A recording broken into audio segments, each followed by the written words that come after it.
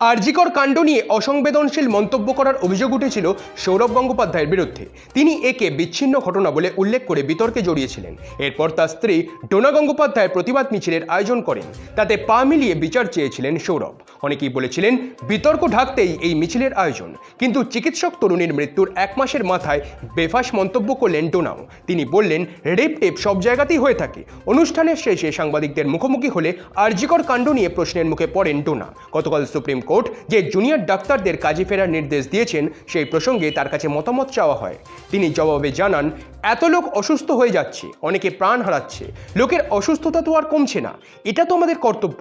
যেটা হয়েছে তা সব জায়গাতেই হয়।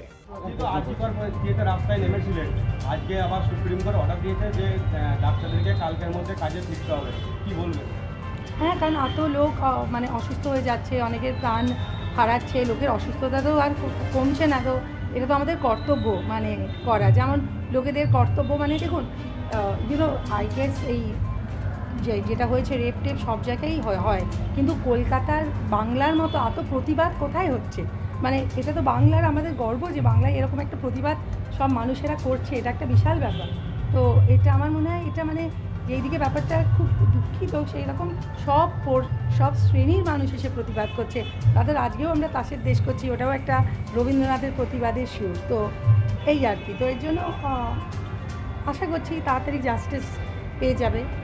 তো ডিটেলস শুনিনি, কারণ আজকে তো এই নাচের অনুষ্ঠানে মনটা খুব খুশি, কারণ এত বড় নাচের একটা অনুষ্ঠান হচ্ছে, সেখানে এত শিল্পীরা এসেছে, ছোটদের জন্য একটা বড় প্ল্যাটফর্ম খোকন মহাশয় করে দিয়েছে। তো সেটা একটা বিশাল ব্যাপার। তো এই জন্য মনটা এখন বেশ আনন্দিত। এতদিন পরে একটা এতদিন খুব দুঃখিত ছিল, কিন্তু এখন এই ভরা স্টেডিয়াম, ভরা অডিটোরিয়াম দেখে, এত শিল্পীদের দেখে, আর 7 দিন ধরে ওরা নাচ গান করবে, সেটা দেখে মনটা খুব আনন্দিত। আপনারা দেখছেন সংবাদ শিরোনাম।